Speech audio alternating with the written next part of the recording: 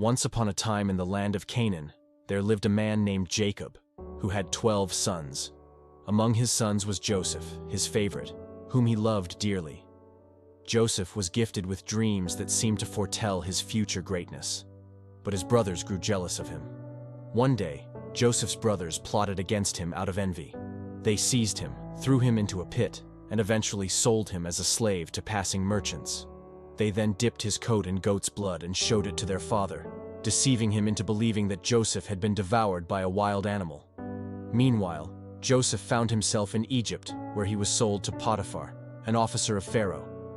Through his intelligence, diligence, and faithfulness, Joseph rose to a position of great authority in Potiphar's household.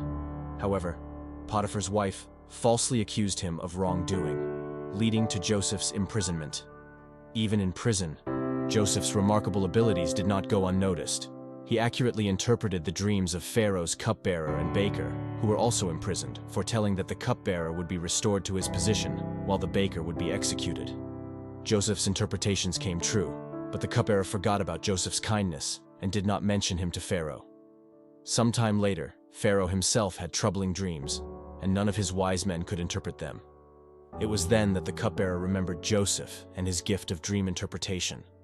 Joseph was summoned from prison, and with the help of God's wisdom, he interpreted Pharaoh's dreams as foretelling 7 years of abundance, followed by 7 years of famine. Impressed by Joseph's wisdom, Pharaoh appointed him as the second in command over all of Egypt, entrusting him with the task of preparing for the coming famine. Joseph diligently managed the affairs of Egypt during the years of abundance, storing up grain to sustain the people during the famine. As the famine is spread throughout the region, Jacob sent his sons to Egypt to buy grain. Unbeknownst to them, they stood before their brother Joseph, who recognized them but remained unrecognized by them. Joseph tested his brothers, accusing them of being spies and demanding that they bring their youngest brother, Benjamin, to prove their innocence. After a series of trials and revelations, Joseph finally revealed his true identity to his brothers, and they were overcome with shock and remorse.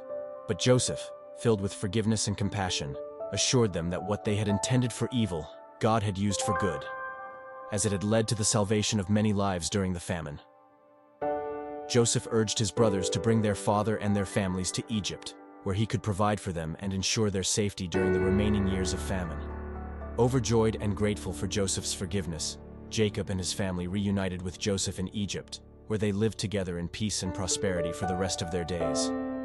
Thus, the story of reconciliation and forgiveness between Joseph and his brothers became a testament to the power of God's providence and the importance of forgiveness in healing broken relationships.